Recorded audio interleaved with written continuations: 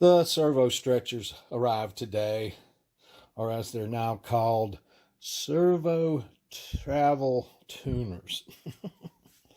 Got them from Servo City. I was trying to figure out what I was going to do for these too many talons on the pan and tilt, and I had found a new pan and tilt in Thingiverse that was 360 and gear driven. Trouble was I got way down the line ordering parts for it before I realized that you can't buy the 11-tooth gear or whatever it called for. I couldn't find it on the planet.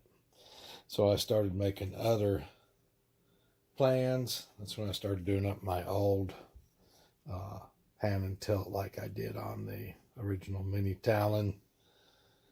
Either to use the big heavy 390-degree metal gear servo that's like a tank, or to use what that build for this pan and tilt calls for is just a little micro servo.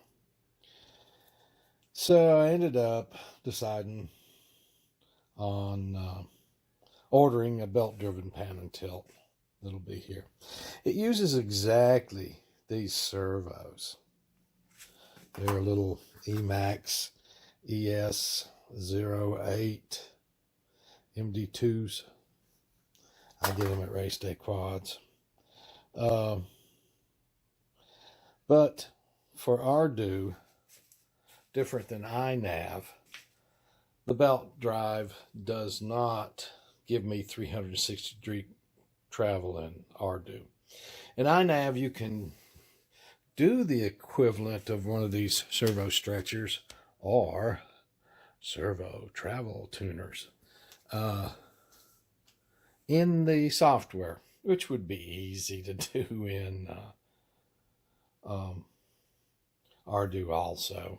Just set up a channel. You're just going to be adding or subtracting a percentage that'll make it 500 to 2500 pulse width. It's really simple. Or you can use these. Oops, there's this travel tuner right there. They're really small. Weighs 9 grams.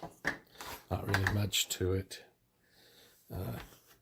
Got a mid pot, a low pot, and a high pot. And let's see here.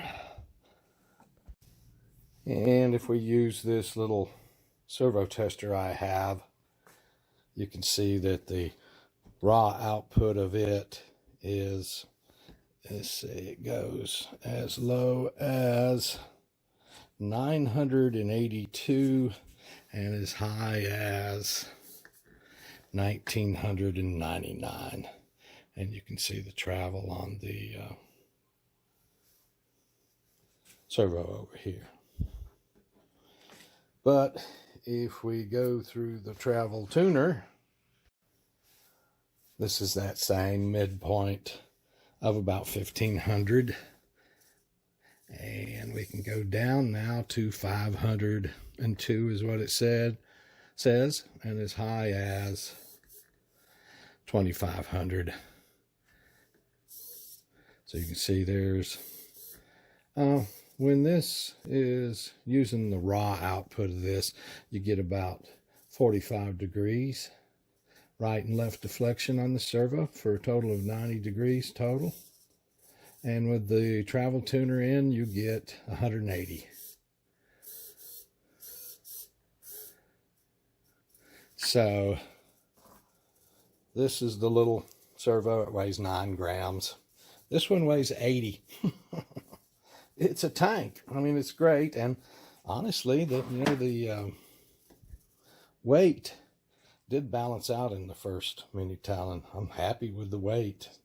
Lets me move the battery back. I'd like to move the battery back further, but those airfoils are kind of strange, mini Talons. So there'll be 2 of these in the pan and tilts, belt-driven pan and tilts I have on order.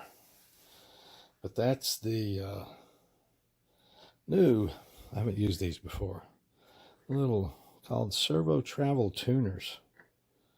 They're about $10 a piece, I think. Can't remember right off. And then, like I say, these weigh 9 grams. It is a price to pay, but it's a small price. But on my little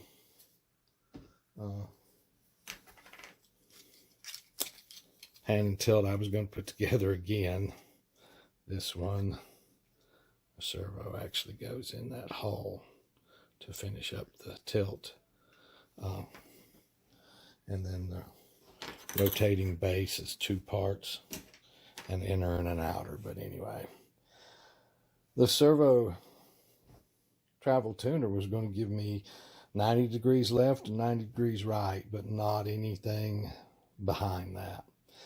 So because the H743 flight controller comes with the second camera port, I was also thinking about just putting another camera up in the canopy of the Mini Talon, pointing straight backwards. And just switching between the 2 cameras was a good solution. And then the other night when I did the CG testing and saw that it was going to take over 4 ounces of weight, 120 grams, 130 grams or so of weight, of which this can easily be 80 of it if I go with the same pan and tilt I put on the first Mini Talon. So that's how this still works quite well. And it's $3.90. I actually have to calm this one down, but that's easy to do inside the Ardu Pilot without a servo travel tuner. And then I just decided, oh man, just go for the belt driven 360 again. Use the much lighter, smaller servos. Go with the same type of assembly I've got over there on top of the Mini Sky Hunter. And just go ahead and order 2 of them, order 2 of these travel tuners, and done with it. So that's what I did. And that's what came in today. Thank you guys so much.